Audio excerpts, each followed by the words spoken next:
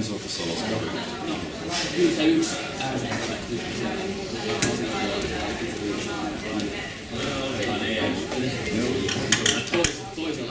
Oikein hieno. Näetkö ne siitä? Joo.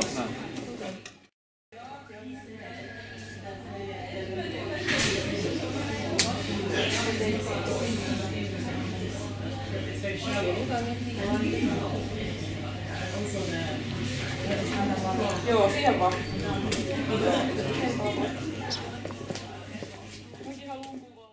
Siis se, että tämä kriittinen ääni ei ole todellakaan mikään paljon. Täällä on pienempi tauosta muitakin paikalla eikä pelkästään ovassa häsittää taustalla. Joo.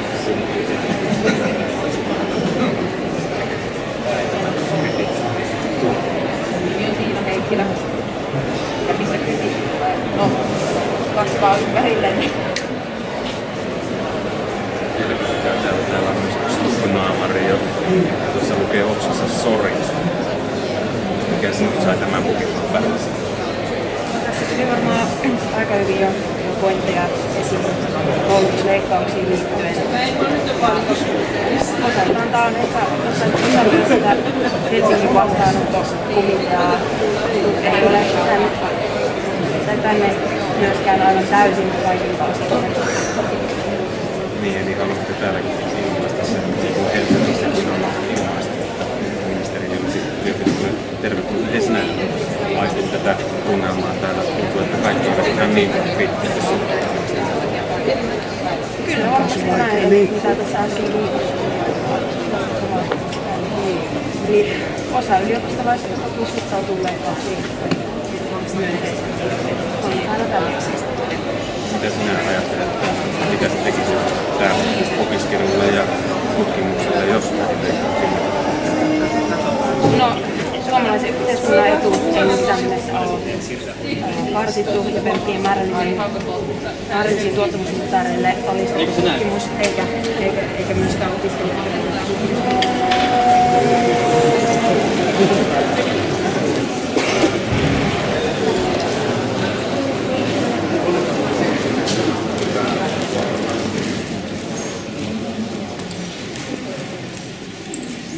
No niin, hyvä yleisö. Arvoisa valtiovarainministeri, mukava nähdä, että täällä on näin paljon väkeä paikalla keskustelemässä johtamisesta ja siitä, mihin sitä tarvitaan. Tämä luento liittyy meidän kauppatieteiden perusopintoihin, vakuutustieteen kurssiin ja tosiaan puhujana tänään valtiovarainministeri Stubb. Meillä on varmaan tällaisessa yhteiskunnallisessa tilanteessa on monenlaisia uudistuksia meneillään. Siellä on monenlaisia hyviä aiheita, joista me voitaisiin tänään keskustella. Ja täälläkin on ihmisiä, joilla on mielipiteitä paikalla. Toivottavasti meillä käydään hyvät keskustelut ja kritiikkiäkin ja kriittisiä kysymyksiä saa esittää, mutta myöskin kunnioitetaan sitä tilaisuutta opetustilanteessa. Tänään päästään kuulemaan hyvin kokeneen johtajan, puolueen puheenjohtajan, valtiovarainministerin ja entisen pääministerin näkemyksiä siitä, mitä johtaminen on, miksi sitä tarvitaan ja jotain ajatuksia siitä, että millaista johtamista tulevaisuudessa tarvitaan. Meillä on kohta tulossa vajan puolinen alustus ja sen jälkeen on hyvin aikaa esittää kysymyksiä ja käydä keskustelua. Ole hyvä.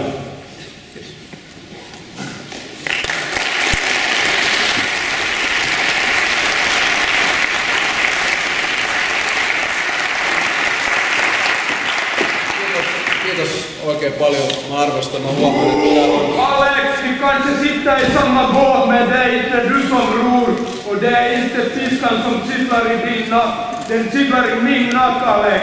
Varför vill du skada barnen? Varför vill du skada barnen? Mä ajattelin, sopisiko, siis mä ymmärrän ihan hyvin, täällä on porukkaa, jotka haluaa demonstroida ja mun mielestä täysi oikeus sille. Ja sopisiko sellainen, että me voitaisiin kunnioittaa Varför har du lovat någonting som du inte kan hålla? Voitaisko me kunnioittaa? Haluat vahingoittaa lapsia, että viet meidän tulevaisuudesta, pakotat meidät pienentää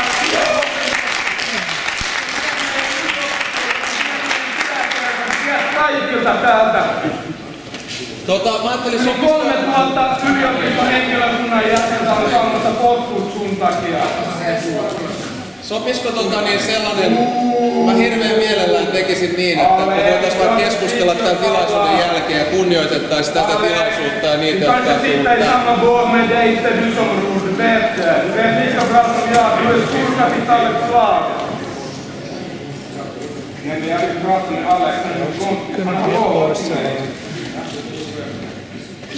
Sopisiko todellakin?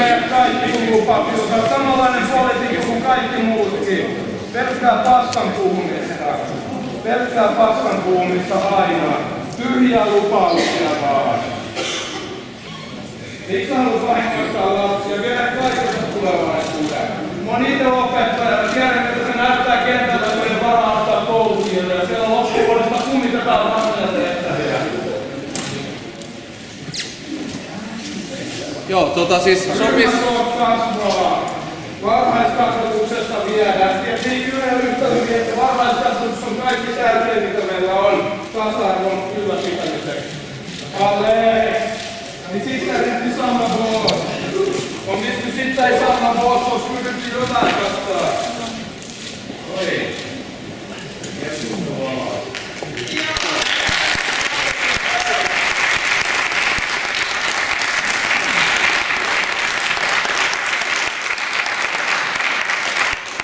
Voin esittää ehkä ensimmäisen tällaisen yleisen kommentin, ja täällä ei ole luennon tai johtamisen kanssa mitään tekemistä. Mä oon paljon itse miettinyt tätä ammattia, poliitikkona olemista tai valtiovarainministerinä olemista.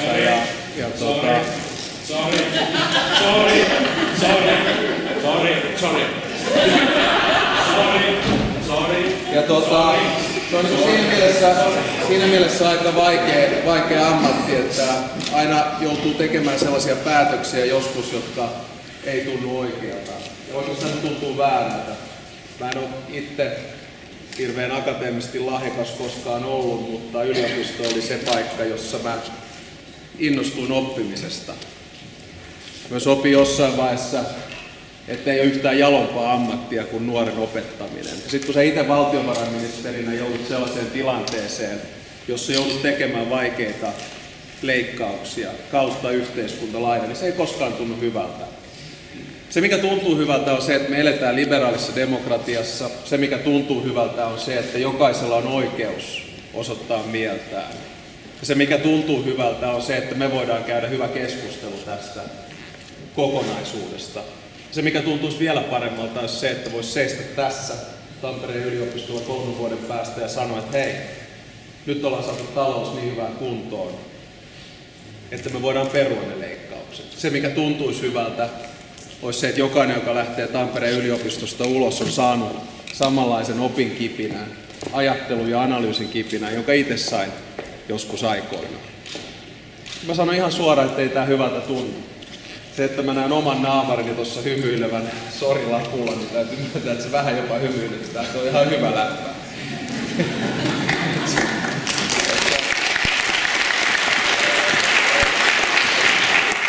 Tuossa on toi hallitus alas ja Stubb ulos. Sekin tulee varmaan jonain päivänä tapahtumaan. Mä olen löytänyt Stubb ulos ennen kuin hallitus alas. Mutta mulla tämän tilaisuuden pitäisi loppua noin 15 yli. Mä hirveän mielellään, jos sopii, niin keskustelen sen porukan kanssa, joka haluaa nimenomaan puuttua näihin koulutusleikkauksiin. Ja jos teille sopii, niin sitten voitaisiin käydä pieni keskustelu johtamisesta. Ja mä otan myös hirveän mielellään vastaan kysymyksiä. Ne voi olla ihan kautta laitaa. Koska tämä on ehkä vähän erilainen tilaisuus kuin mikä yleensä, niin jos mä voisin muutaman sanan sanoa johtamisesta ja mitä mä siitä itse mietin. Jos me katsotaan vanhanaikaista johtamista, niin sehän on aika sillä tavalla hierarkista, eikö vaan? Ylhäältä alas. Oli aina jonkinnäköinen käskytysmalli. Me uskottiin politiikassa, yritysmaailmassa ja julkisella sektorilla se vahvaa johtajuutta ja hierarkiaa. Mä en oikein koskaan itse siihen uskonut. Mun oma johtajakokemus on oikeastaan osittain aika rajallinenkin. Mä pääsin johtajatehtäviin oikeastaan vasta europarlamentaarikkona, jolloin oli oma kabinetti, jota piti johtaa. Sen jälkeen ulkoministerinä, jolloin oli oma ministeriö, jota piti johtaa. Ja sitten tietysti myöhemmin pääministerinä ja valtiovarainministerinä. Ja mä oon miettinyt sitä hirveän pitkälti sitä kautta, että pitää antaa ihmiselle mahdollisimman paljon vastuuta. Mä en ole uskonut siihen, että mä sanon avustajalle, että näin pitää tarkkaan tehdä. Vaan mä oon luottanut siihen, että avustaja pystyy kyllä itse parhaiten määrittelemään, mikä se johtajuuden periaate on. Johtamisessa tietysti loppupelissä aina on itsellä vastuu. Mä otan tästä esimerkin. Mä oon viime päivien aikana antanut vääriä lukuja hallintarekisteristä. Kenen se vastuu silloin on? Se on mulla itsellä. Ja silloin siinä ei voi mitään muuta tehdä kuin suoraselvisesti myöntää se virhe, ottaa se vastuu siitä ja miettiä, millä tavalla voi parantaa. Toinen esimerkki mun mielestä johtamisesta on se, että jos meillä on iso organisaatio, olipa siinä sitten 100, 500, 1000 tai jopa enemmän, niin mä uskon enemmän henkilöjohtamiseen. On totta kai Coleman ja muut määritelleet IQ:n ja tunneälyn. Mä uskon paljon enemmän tunneälyn johtamiseen. Varmaan johtuen siitä, että nyt ei ole korkeita IQ:ta ole. Mutta mä uskon, että johtaminen on empatiaa. Mä uskon, että johtaminen on myötätuntoa. Mä uskon, että johtaminen on sitä, että näyttää, että välittää. Jos mulla on jonkun alaisen kanssa ongelma, mä en koskaan käy sitä ongelmaa läpi muiden alaisten keskuudessa, vaan mä käyn sen aina läpi kahdesta. Mä uskon myös vahvasti positiivisen feedbackin antamiseen. Me eletään tällä hetkellä maailmassa, jossa on sellainen tunne, turvaton tunne, jossa on paljon negaatiota, paljon kyynisyyttä. Ja tää on sellainen ammatti, jossa taistelee joka päivä kyynisyyttä vastaan. Koska sulta viedään motiivi tai tekijänoikeus sun omiin motiiveihin. Joku aina tulkitsee, mitä sinä olet.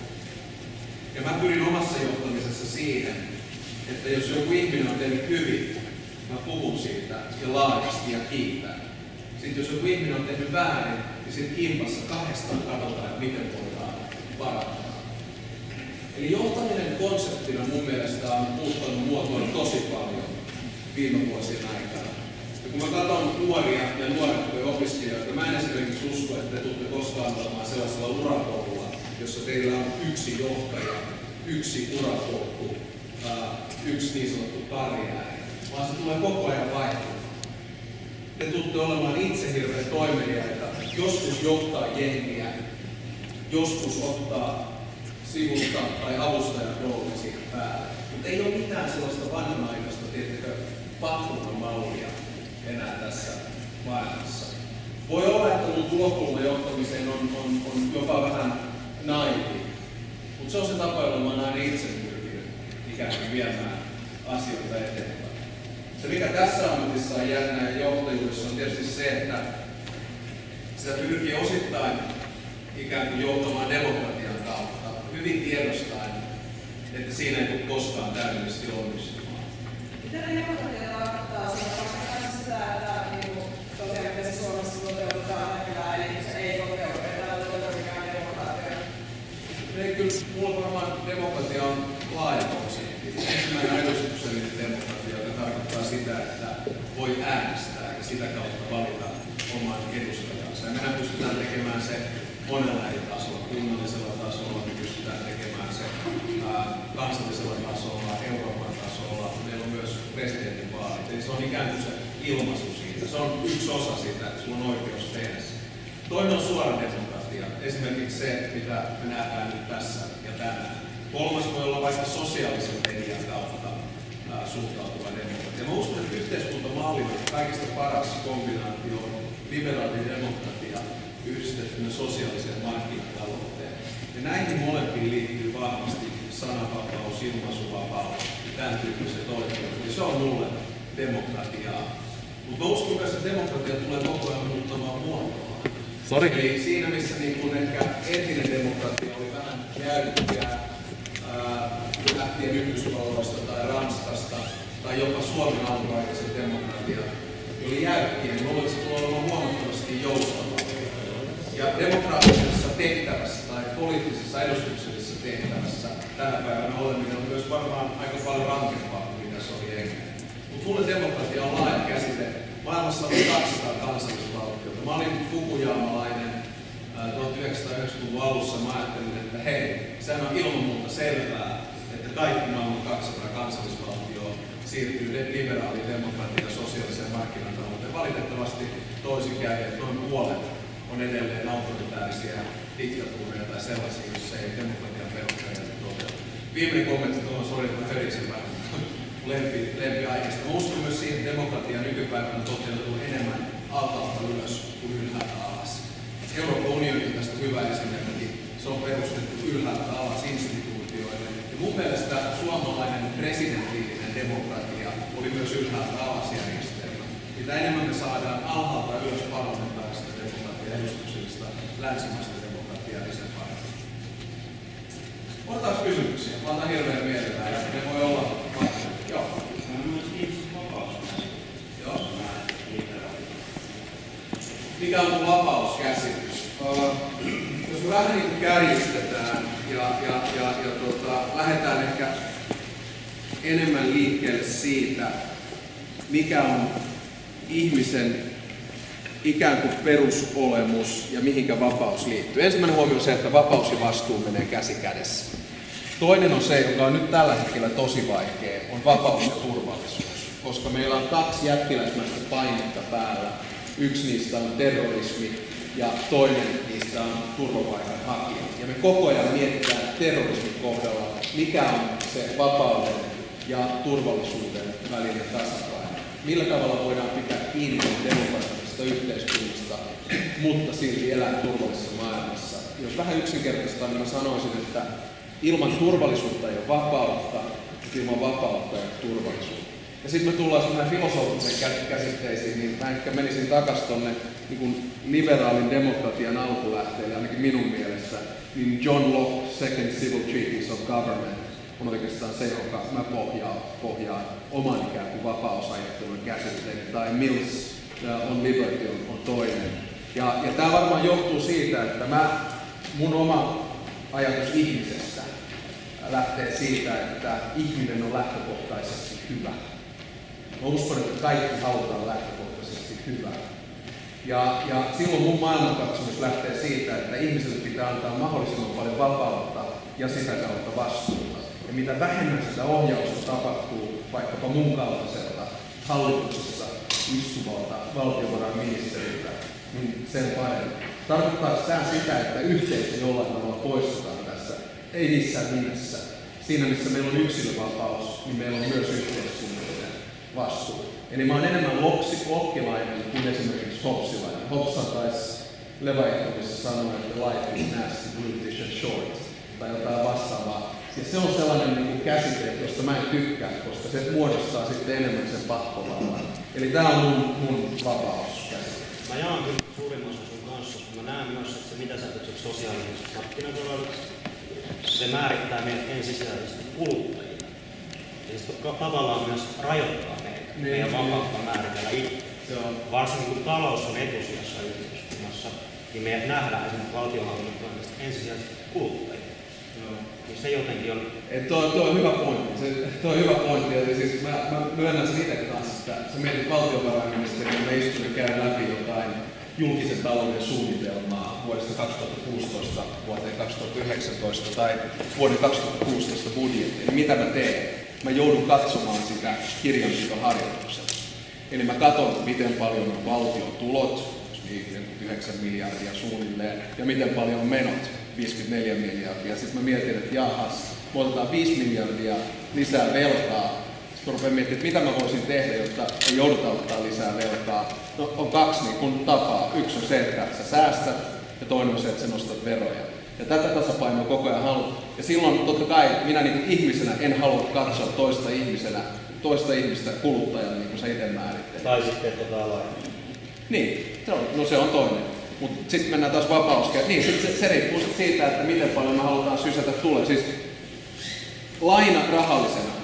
Mä ymmärrän tämän keskustelun, pitääkö elvyttää vai pitääkö tehdä sopeutustoimenpiteitä. Se on yksi, mutta mun mielestä kaikista suurin vastuu, mitä meillä itse asiassa on, jos me halutaan oikeasti sitä yksilönvapautta kehittää, on se, että me jätetään tämä maailma aina parempaan kuntoon meidän lapsille ja lapsenlapsille, mitä se on tänä päivänä. Ja sitten mun mielestä täällä on kyyninen, jos nauraa tuolla. Siis ihan oikeasti. Mulla on itsellä 11-vuotias ja 14-vuotias lapsi. Ja kyllä mä yritän joka kerta, kun mä mietin päätöksiä, miettiä sitä, että mikä olisi se paras maailma heille. Ja myös opin heille paljon siinä matkalla. Anteeksi? Niin. Ja silloin me mietitään sitä monen kautta. Ja yksi esimerkiksi, joka mun mielestä on yksi kaikista tärkeimmistä, on kokous, joka tänään lähtee liikkeelle Pariisissa, jossa pyritään taistelemaan ilmastonmuutosta vastaan. Eli millaisessa kunnossa me jätetään maailma meidän lapsille ja lapsenlapsille? Suuri lähtökohta mulla tässä on, sori, me ollaan vähän johtamisesta sivussa, mutta hei, niin suuri lähtökohta mulla tässä niin kaikessa mietinnässä on se, että mä uskon siihen, että yhteiskunnallisen globaalin kehityksen kautta jokainen päivä, jokainen vuosi on parempi kuin edellinen. Mä uskon, että se maailma, jossa me eletään tänä päivänä, on todella paljon parempi maailma kuin se maailma, jossa esimerkiksi suomalaiset eli 1970-luvulla. Ja tässä muutoksessa ja murteessa on hirveän vaikeita tällaisia käännekohtia. Tulee aina jättiläismäisiä paineita. Jos me katsotaan maailmanpolitiikkaa, jos me voimme mennä siihen, niin 1950, 5 vuotta sen jälkeen, kun toinen maailmansota oli loppunut, jos siis eurooppalaiset tappoi toisiaan miljoonittain. Keskitysleirit, väkivalta, tappaminen. Se oli aivan hirveä maailma. Aivan hirveä maailma. Mitä tehtiin? Päätettiin tehdä jotain uutta. Euroopan hiili- ja teräsyhteisö, instituutiot, kytkettiin riitapukarit Saksa ja Ranska yhteen, jotka oli käyneet 3 sotaa keskenään 50 vuoden sisään. Mitä tehtiin 1990, kun kylmä sota loppui? Päätettiin perustaa Euroopan unioni. Kannattis kaikki sitä, ei missään nimessä.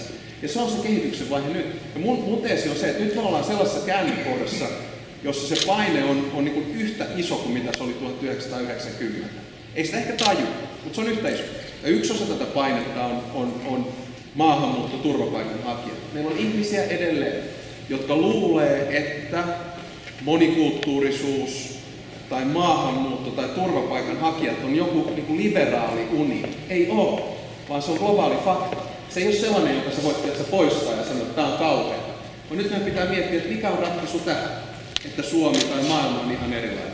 Toinen paine, mikä meillä on päällä, on terrorismi. Se, mitä maahanmuuttajat ja turvapaikanhakijat pakenee tällä hetkellä Lähi-idästä, on sota, kurjuus ja väkivalta. Ja sitten meidän pitää miettiä, että millä tavalla me hoidetaan sitä täällä. Ja vastaus ei ole se, että tehdään tästä maailmasta niin kuin huonompi tai pannaan rajat kiinni. Vaan vastaus on se, että haetaan yhteisiä ratkaisuja tähän. Ja tähän on niin tämän ammatin, se on ihan suora, sori, että puhutaan henkilökohtaisesti, mutta tämä on tämän ammatin niin hirveä vaikeus, että sä joudut koko ajan tekemään päätöksiä, sä joudut johtamaan prosessia, joka loppujen lopuksi ei ole kenenkään johdettavissa. Ja tämän kanssa se joudut koko ajan kamppailemaan. Silloin tekee tässä matkan varrella päätöksiä, ja päätöksiä, jotka tuntuu väärältä. Mä katson näitä kylttejä, ja joo, te olette ihan oikeassa. Ja tämä on niin se dilemma, joka tämän ammatin kanssa koko ajan tekemistä. Anteeksi, sulla on ollut, Juha, sulla on ollut.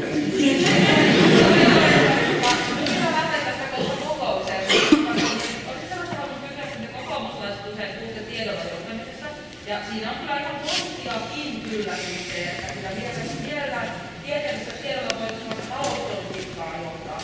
Mutta mitä mieltä sitten on siitä, että johdetaan väärällä tiedolla? No siis mä en usko, että se riippuu ihan mitä tiedä. Ensinnäkin mä en usko tiedolla johtamiseen, vaan mä uskon demokraattiseen johtamiseen. Koska jos meillä olisi niin sanotusti vähän niin kuin Platonin hengessä valistunut itsevaltia, joka johtaisi ja määrittelisi sen tiedon itse, niin silloin kun myös yhteiskunta ei toimisi. Vaan kaikista paras tapa johtaa demokraattisen järjestelmän kautta. Tiedolla johtaminen, lukujahan joutuu aina käyttämään. Ja ne luvut pohjautuvat erilaisiin kokonaisuuksiin. Ne voi tulla tutkimukseen perustuen, ne voi tulla ministeriöiden voiteen. Tietoa on hirveä määrä.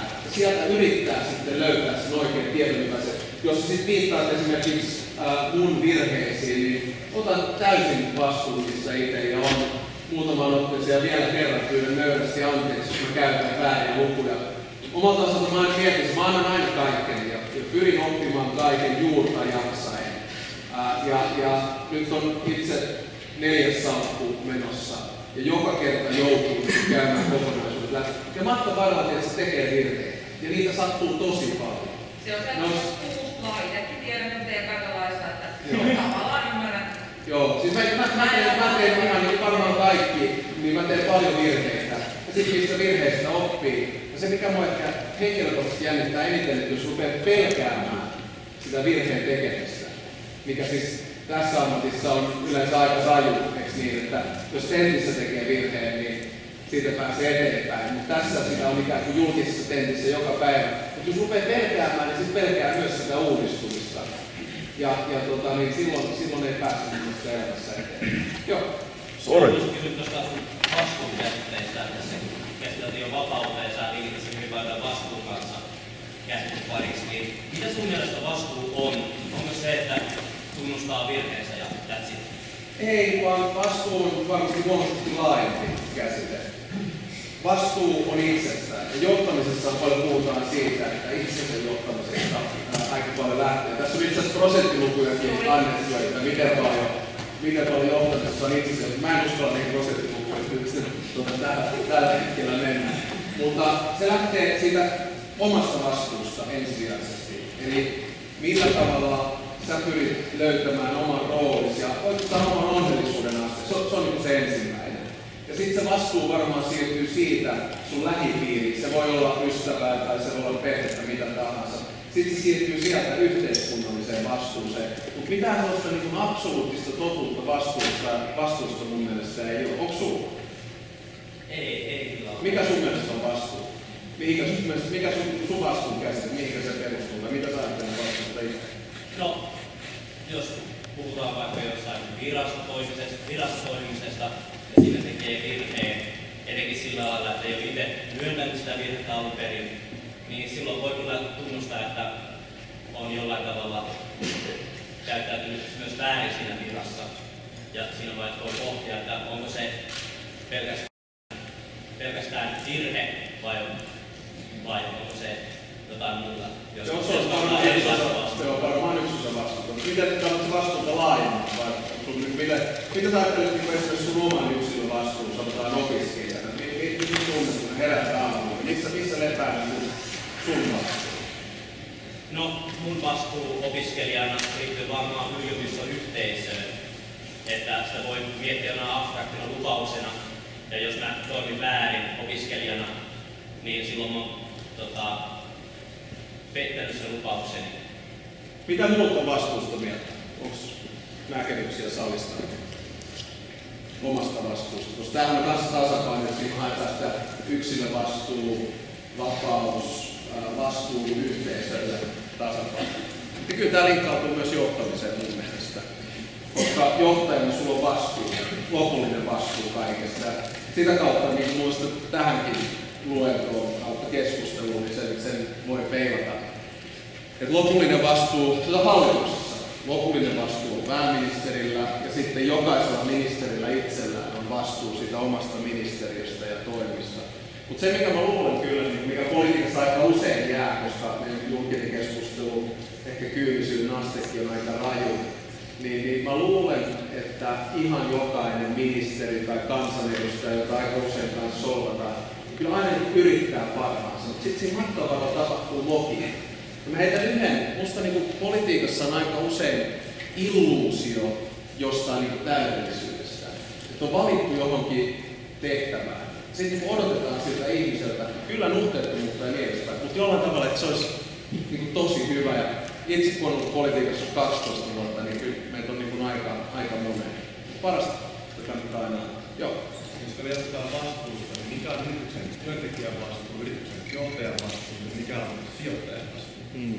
Se varmaan ihan riippuu siitä, missä yrityksessä ja yhteisössä on. Ja tässä me nähdään nyt, mä uskon, suomalaisessa yhteiskunnassa aika iso murros. Että aikaisemmin, jos me katsotaan niin kuin teollistumista ja teollisvallankumousta, niin silloin syntyi aika jäykät järjestelmät, jossa jollain tavalla nähtiin, eikö niin, se yrityksen johto, se kapitalisti erillään siitä sorretusta työntekijästä. Nyt mä uskon, että me eletään sellaisessa maailmassa, jossa meidän työlainsäädäntö on aika tasapainoinen, mutta sekin elää koko ajan murroksessa. Ja mä uskon, että työpaikalla, totta kai riippuen työpaikasta, niin on paljon sellaista yhteistä henkeä, jossa mietitään, että hei, tuossa meidän joukkueen kapteeni, se on se toimitusjohtaja.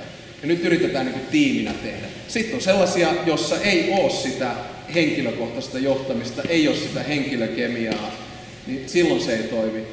Sijoittajavastuu on sitten toinen. Mutta tiedätkö mitä mä luulen? Siis mä jälleen kerran voi olla, että mä olen idealistinen. Mutta mä uskon, että me eletään maailmassa nyt sen verran avoimessa koodissa, että sekin pakottaa erilaiseen vastuunkantoon kuin aikaisemmin. Koska mitä tahansa sä teet, niin se jollain tavalla tulee ulos. Joka mun mielestä taas niin kuin avoimuuden nimissä on hyvä asia. Ja sitten sitä kautta meidät vähän niin kuin pakotetaan, tiedätkö, kantamaan oma vastuu. Sä näet... No siis en mä sitä ehkä hallintarekisterin kautta hirveästi miettinyt, mutta siinä siis se perusajattelu on ollut se, että me pyritään saamaan Suomeen ja Suomeen jäämään. Siis taloushan on, eikö niin, se on työntekijöitä, palveluita, tavaroita ja sitten se on rahaa. Nyt pyritään saamaan niin kuin pääomat säilymään tässä näin. Ja siis Suomessa. Ja meidän pelko on se, että jos ei hallintarekisteriin tuu, niin sitten pääomat lähtee virtaamaan ulos. Ja me tarvitaan tähän maahan investointeja. Onko se niin kuin ihan yksiselitteinen vesitiivisjärjestelmä? Ei tietenkään, mutta varmaan parannus nykyjärjestelmä. Mutta se on niin kuin yksi osa tätä lainsäädäntöprosessia. Joo. Usein sanotaan, että demokratia on kompromissien tekemistä ja siinä tulee esille neuvottelu, niin minkälaisia kokemuksia sinulla on johtajuudesta just esimerkiksi neuvottelussa? Joo, siis mun ekat neuvottelukokemukset, mä itse asiassa kirjoitin mun väitöskirjan joustavaan yhdentymiseen johtaneista Amsterdamin ja Nizzan sopimusneuvotteluista, jossa mä olin itse mukaan tosi niin kuin seksiä tihkuva aihe. Te menette varmaan kaikki nyt tämän jälkeen kirjastoon ja googlaatte se jostain. Niin ensimmäiset kokemukset tuli vuodelta 1995 ja hallitusten välistä konferenssista, josta silloin oli 15 jäsenmaata plus EU-instituutiot, jotka neuvotteli jotain. Ja EU:ssa se johtaminen silloin oli sitä, että oli puheenjohtajamaa, joka yritti kerätä kaikkien jäsenmaiden kannat, kävi salissa neuvottelua, johti sitä prosessia siinä, ja sitten kun tuli vaikea paikka, niin otti tällaisia kahdenvälisiä konfessionaaleja, ja loppujen lopuksi kaikki niin kuin pusertuu sieltä yhdeksi kokonaisuudeksi, kompromissiksi, joka on ota tai jätä. Se on niin kuin sitä EU-neuvottelua. Ja sekin on totta kai, se on sekä siellä huoneessa käytävää neuvottelua, sitten se on käytävissä käytävää neuvottelua ja myös julkista neuvottelua. Eli käytetään vaikkapa mediaa tai sosiaalista mediaa hyväkseen. Ja siinä johtamisessa löytyy sitä aina joku ratkaisu. Sitten sisäpolitiikassa se on varmaan aika samantyyppistä. Ja mehän on hirveästi ollut koalitiohallituksia Suomen historian aikana nyt ja tulevaisuudessa. Ja siinäkin se johtamisprosessi on erilainen. Kaikista tärkein siinä johtamisprosessissa, kuten mun mielestä kaikessa, on itse asiassa se, että rakentaa luottamusta siinä matkan varrella. Ja mähän on aikaisemminkin sanonut ja sanon nytkin, että tämä ammatti on päivittäinen taistelu kyynisyyttä vastaan. Eli sun pitää aina uskoa siihen, että oli neuvottelupartnerina kuka tahansa, niin pyritään hakemaan loppupelissä sitä yhteistä hyvää ja sitä ratkaisua. Totta kai kaikki tulee niihin neuvotteluihin niin kuin omien intressien kautta. Mä oon joskus tainnut kirjoittaa Blue Wings-kolumnin diplomatiasta ja lasten kasvatuksesta. Mun mielestä niin kuin perhepolitiikassa ja neuvotteluissa on ihan samanlaisia piirteitä kuin on ihan perusneuvotteluissa. Eli jos sulla on vaikkapa, otan hypoteettinen esimerkin, 2 lasta, jotka on täysin eri mieltä, ne rupeaa nahistelemaan jostain, ja sä yrität niin kuin johtaa sitä neuvotteluprosessia, rauhoittaa sen tilanteen ja löytää jonkun lopullisen ratkaisun. Et siinä on aika paljon tällaisia niin kuin ihan normaaleja lainalaisuuksia ominaisuuksia, joita neuvotteluissa sitten käytetään. Ei se niinku sen kummasempaa ole. Sitä mystifioidaan kanssa neuvottelut, että mennään johonkin huoneeseen ja istutaan siellä ja sinne kuin ihan. Jengi heittää läppää ihan normaalisti, ihan missä tahansa kahvihuoneessa. Sitten voi välillä olla tiukkoja paikkoja, välillä vähän ahdistaa ja on vaikeaa. Ja loppupelissä löytyy ratkaisu. Viimeinen huomio, sori, horisen, mutta viimeinen huomio, EU on tästä hyvä esimerkki. EUn eteneminen mun mielestä on sitä, että integraatio jollain alueella johtaa paineeseen integroitua jollain toisella. Ja yleensä se tapahtuu 3 vaiheen kautta. Syntyy kriisi, esimerkiksi eurokriisi, esimerkiksi turvapaikkakriisi tai esimerkiksi terrorismiin liittyvä kriisi. Sen jälkeen syntyy yleinen hämmennys ja sekaannus, että mitä tässä nyt tapahtuu ja mitä tässä pitäisi tehdä. Ja sitten sieltä lähtee syntymään jonkinnäköinen ratkaisu. Ja se lopullinen ratkaisu on aina niin kuin suboptimal. Se ei ole koskaan täydellinen, vaan se on kompromissi. Ja sitten tapahtuu taas joku uusi kriisi. Sitten on taas hämmennys ja sitten löytyy taas jonkinnäköinen ratkaisu. Ja neuvotteluissa se on aika usein tätä. Mutta siinä täytyy jotenkin pysyä se neuvotteluherkkyys ja mun mielestä se emotio siinä mukana kanssa. Koska jos sitä rupeaa käsittelemään vähän niin kuin vaan makkarana tai jollain tavalla kyynisesti, niin silloin se lopputulos ei välttämättä ole hyvä. Odotan, sä oot kysynyt jo, jos ei ole muita. Joo.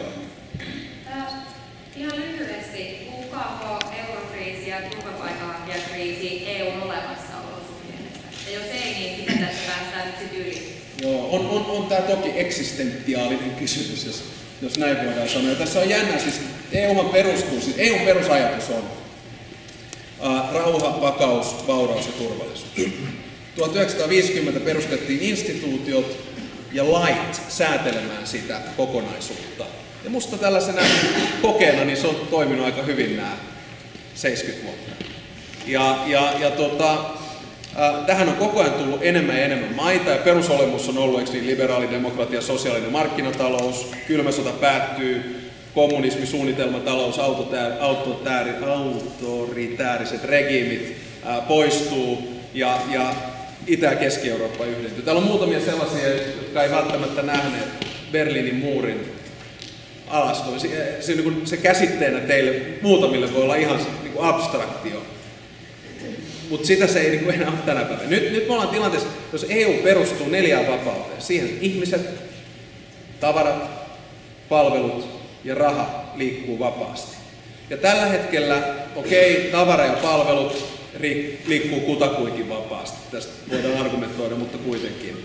Mutta nyt tässä on 2 asiaa, jotka nivoutuu yhteen. Yksi on ihmisten vapaa liikkuminen. Ensimmäinen on työntekijöiden ja eurooppalaisten vapaa liikkuminen. Mutta se on nyt uhattuna, koska me ei olla saatu turvapaikkakriisiä hallintaan. Ja siihen koko ajan pyritään. Se lähtee toki ulkorajavalvonnasta, se lähtee siitä, että me sovelletaan Schengen-sopimusta, se lähtee yhteisistä säännöistä, yhteisestä turvapaikkapolitiikasta, yhteisestä turvapaikkakeskuksesta, se lähtee taakanjaosta ja niin edespäin. Ja samalla meillä on euron kriisi ollut päällä, jossa ollaan mietitty, että hei, hajoaks tämä koko juttu vai ei. Että tässä on 2 niin kuin fundamenttipilaria EUsta. Yleensä näistä aina selvitään, ja mä toivon totta kai, että selvitään. Me ollaan taas siinä niin kuin neuvottelutilanteessa, että syntyy kompromissi. Mä uskon itse, että tässä mennään koko ajan eteenpäin, eli tässä terrorismin vastaisessa taistelussa, taloudessa ja turvapaikassa, niin otetaan integraatiossa askel eteenpäin. Että se on sitten se lopputulema. Onko se täydellinen askel, niin ei varmaan. Herra valtiovarainministeri, joo. voidaanko palata talouteen? Totta. Itse oppinnan suhdannesijoittajana mä sanoin, että se on ymmärrys rahataloudesta aika puutteellinen. Okay.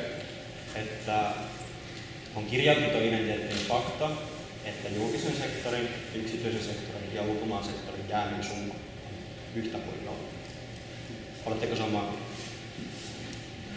Joo, kyllä se on pakko olla. Eli mitä tarkoittaa, kun valtio säästää ja yritetään saada vienti kasvamaan? Eikö se tarkoita, että yksityinen sektori velkaa? Osittain kyllä. Ja silloin yritykset, jotka on riippuvaisia kotimaisesta kysynnästä, on vaikeassa kasvuympäristössä. Niin mä ainakaan itse sijoittajana voisi sijoittaa tällä hetkellä, enkä lähitulevaisuudessa, yrityksiin, jotka on nimenomaan riippuvaisia suomalaisesta kysynnästä. Toki suomalaisia vientiyrityksiä voi löytää. Joo, Eli mä sanon vaan, että on tosi riskistrategia olettaa, että joku osa-alue maailmantaloudessa, oli sitten Yhdysvallat tai Kiina tai mikä tahansa, lähtee vetämään sitä taloutta ja me saadaan se vientisektori sinne mukaan. Jos tällä hetkellä EU on tosi juussa ja näyttää siltä, että EU on. Voinko mä antaa sulla hyöteeseen ja voinko mä antaa siihen 2 vastausta? Ensimmäinen on se, että mä oon vaatimaton politologi, en ole taloustieteilijä. Mutta mä oon itse miettinyt ja hahmottanut sen niin, että meidän pitäisi pyrkiä rakentamaan talouden myönteinen kehä. Ja se talouden myönteinen kehä menee 6 pilarin kautta, josta ensimmäinen pilari on kilpailukyky. Eli mikä on meidän yksikkötyökustannukset. Mutta suomalaiset yritykset on kilpailukykyisiä monien tutkimusten mukaan. Joo, anna mä yritän vastata. Niin kilpailukyky. Eli ensimmäinen liittyy yksikkötyökustannuksiin, se voi liittyä palkkaratkaisuihin, se voi liittyä moneen. Jos on kilpailukykyä, niin sitten vienti lähtee vetämään. Mutta mitä se edellyttää? Siinä me ollaan kiinni sussa sijoittajana. Se edellyttää sitä, että suomalaisilla yrityksillä on tuotteita ja palveluita, jotka myy maailmalla, ja että ne on kilpailukykyisiä. Jos näiden yritysten kustannustaso on liian korkea, niin silloin ne ei ole kilpailukykyisiä. Mä sanoisin, että ongelma on myöskin markkinoinnissa ja niiden tuotteiden myymisessä maailmalla. Mutta saanko mä vielä, jos mä saan vastata? Kiva, kiitos. Mä kyllä kumoon sun väitteen. No niin, hyvä. Ja eli jos sulla on kilpailukykyä ja sulla on vientiä, niin silloin se johtaa siihen 3, joka on kasvu. Ja sä oot ihan oikeassa, että se kasvu on osittain sitä vientiä, mutta se voi myös olla kotimarkkinoiden kasvua. Meillähän noin 40%, nyt käytetään prosenttipua, meidän bruttokansantuotteen arvosta on karkeasti sanottuna vientiä. Eli jos sulla on kilpailukykyä ja sulla on vientiä, niin silloin sulla on kasvua. Jos sulla on kasvua, sulla on työpaikkoja. Mitä työpaikkojen osalta pitää tehdä? Pitää löytää lisää joustoja, purkaa kannustinloukkuja ja panostaa esimerkiksi vaikkapa paikalliseen sopimiseen, jossa se yritys ja se työntekijä tekee ne työtuntipalkkamääritelmät, jotta se pysyy kilpailukykyisenä. Tämän jälkeen minä iloitsen, koska se 5. pilari on verotulot. Eikö niin? Eli silloin me ollaan kilpailukyky, vienti, kasvu, työpaikat ja verotulot.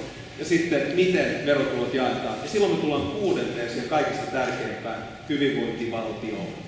Eli millä tavalla se hyvinvointivaltio rahoitetaan. Ja tämä on mun iso filosofia on se, että jos nämä 6 pilaria jostain kohtaa mättää, niin silloin meidän hyvinvointiyhteiskunta ei voi hyvin. Ja sen takia te tuutte tänne kylttien kanssa tänne ja sanotte, että hei Alex, hemmetti viekö, onko sun pakko leikata koulutuksessa? No.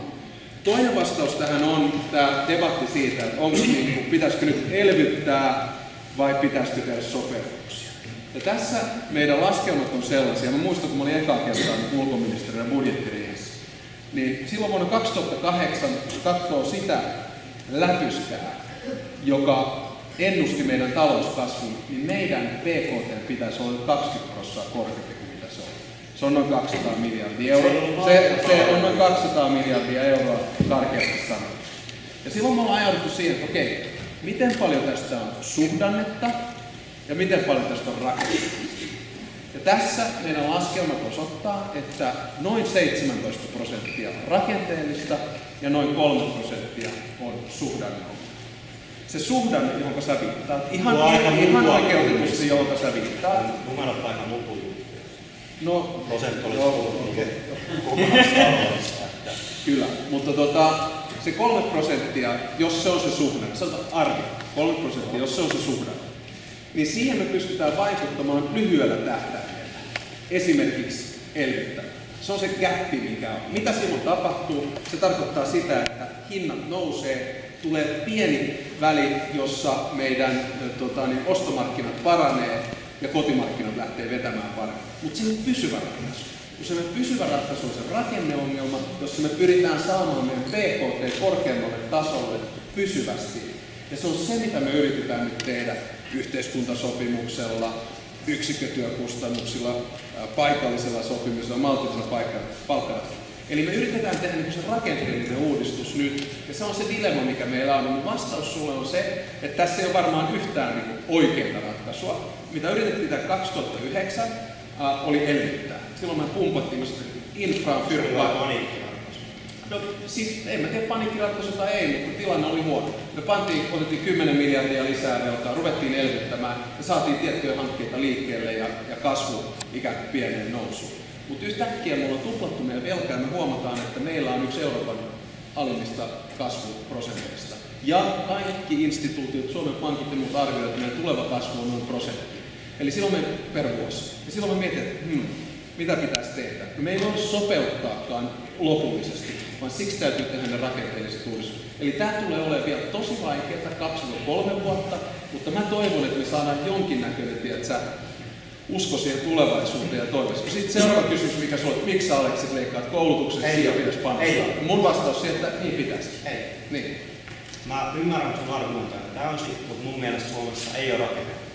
Miksi? Suurin syy meidän talouden heikentymiseen oli metsäteollisuuden, tietotekniikkateollisuuden romahtaminen.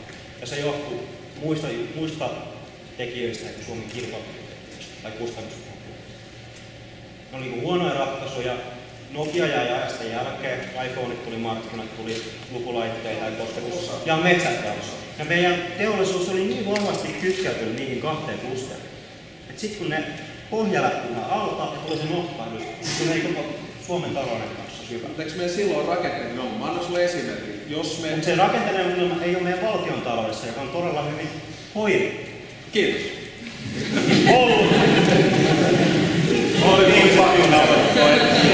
Mutta siis mä näen, tää on musta sun argumentit on tosi hyviä ja mä oon itsekin käyttänyt osan. Mutta se ei ole niinku se ainoa, vaan tää on laaja ongelma. Et meillä tapahtuu, siis mun teesihän on se, että jos lähdetään 90-luvun alusta, niin Suomi oli noin top 30 maa, eikö niin? Maailmassa, suunnilleen. Me noustiin yhtäkkiä. Kyllä, IT-klusterin, tutkimuksen, teknologian, metsäpaperiteollisuuden kautta mun mielestä top 3 maassa. Vuonna 2007-2008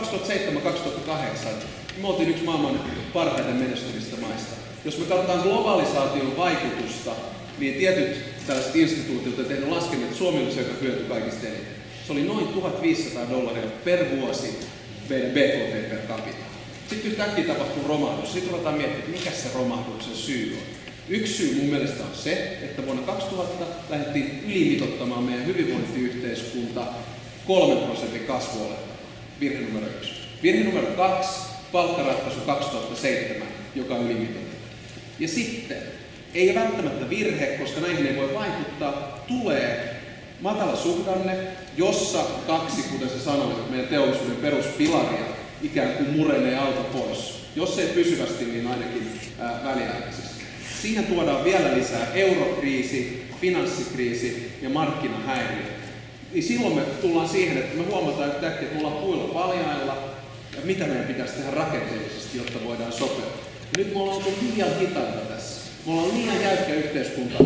Ja mun teesi tässä loppuun on se, että mun mielestä niin tämän jäykkyyden puolella, niin politiikka on yksi asia, joka on liian jäykkä.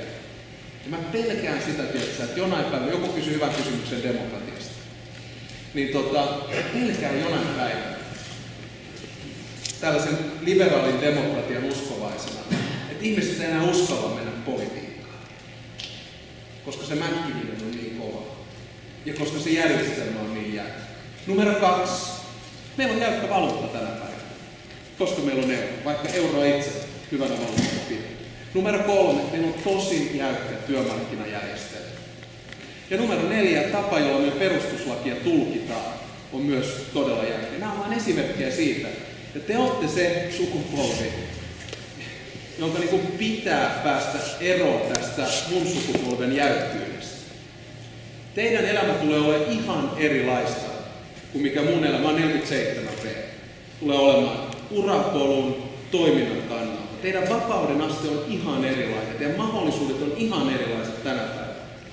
Ja se, mitä mä en halua tehdä, mitä mä nyt selvästikin osittain teen, on jättää nyt tämä maailma huonompaan kondikseen kuin silloin, kun aloitti näissä hommissa. Ja tämä on se, mitä me pitää lopettaa tämä muutos vastarinta tässä maassa. muutos voi olla, mä tiedän, muutos pelottaa meitä kaikki, mutta se voi oikeasti olla hyvä juttu. Ja tämä maailma muuttuu ja meidän pitää sopeutua ja olla mukana katsomassa sitä nurkkaa. Mä jätän teidät vaan viimeisenä. Mä olen vastaan.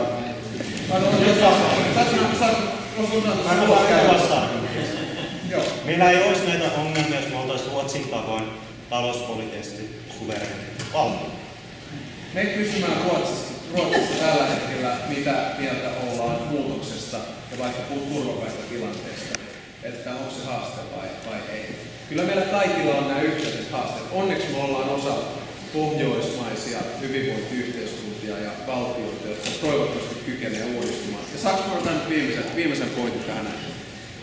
Mä tarkoitan tällä muutoksella nyt tätä.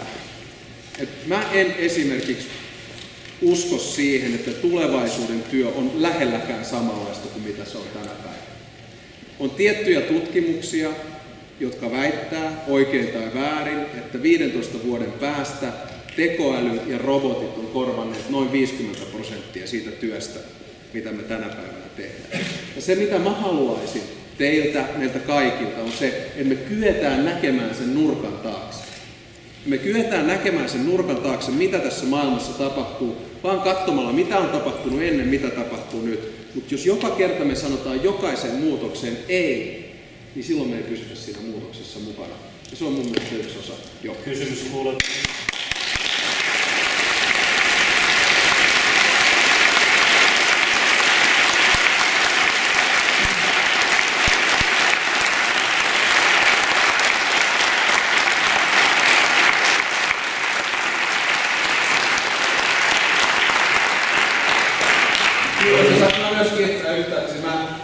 Mä kiitän myös kaikkia niitä, jotka tuli tänne kylttien kanssa, naamareiden kanssa. Mä arvostan sitä, että me pystyttiin käymään tämä keskustelu. Me ei tarvitse missään nimessä olla kaikesta samaa mieltä. Jos oltaisiin, niin tämä maailma asia vähenee. Kiitos myös siitä kunnioituksesta, jota te osoititte niille, jotka tuli myös kuuntelemaan muuten. Arvostan sitä. No niin, minäkin haluan kiittää sekä yleisöä että valtiovarainministeri Stubbia. Tämä on varmasti sähköisin luento tai tämmöinen oppimistilaisuus, missä itse olen ollut läsnä. Ja uskon, että tästä jäi meille kaikille jotain ajatuksia. Toivottavasti ministeri jäi mieleen se, että Tampereella on hereillä olevia fiksuja opiskelijoita, jotka on valmiita antaa sitä vastuuta sitten kun vuoro koittaa. Toivottavasti opiskelijoille jäi mieleen se, että johtaminen on monenlaista asiaa. Hyvin moninainen kenttä ja monimutkaisten asioiden ymmärtämistä ja eteenpäin viemistä. Helppoja vastauksia ja yhtä ainoa totuutta ei varmaan ole. Kiitän tosi paljon, että oli todella mielenkiintoinen ajatuksia herättävä keskustelu. Kyllä mä sanoin ihan itsellekin, niin siis on ihan Helsingin yliopistolla oli yksi tilaisuus parisen viikkoa sitten. Ja sielläkin oli tosi vahva sellainen jännite. Ja mä ihan takaan teille, että lopun elämää muistaa tällaiset tilanteet. Että se aina itseäkin vähän jännittää ja sitten kun pääsee vapaasti keskustelemaan, niin se tekee aina hyvää. No vielä sanon yhden jutun, että muistutaan älkää koskaan käyttäkää PowerPointia.